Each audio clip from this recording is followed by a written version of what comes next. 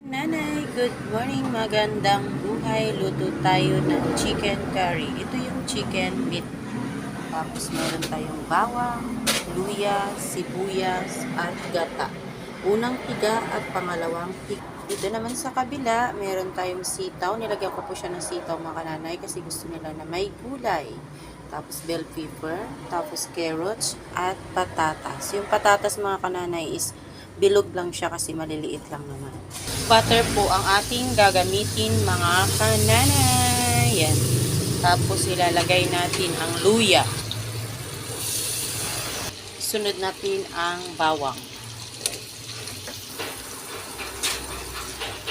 Yan na po mga kananay. Ilagay natin ang sibuyas.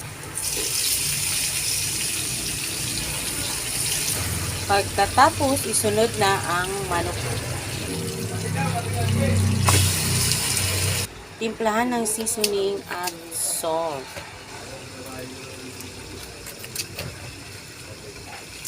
Yan.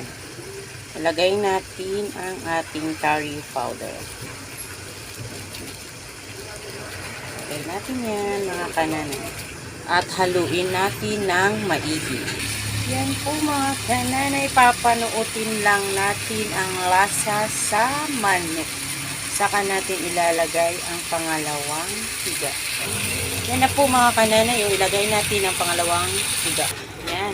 Pakuluin lang natin ng maigi ng manuot ang lasa. Yan na po. Ilagay na po natin ang ating patatas, carrots at sitaw. Tapos bell pepper.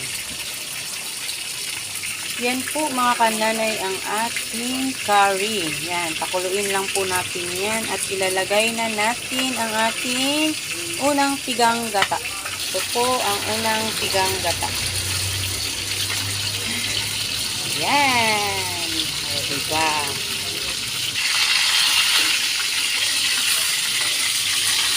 Yan po mga kananay. Yummy, yummy curry.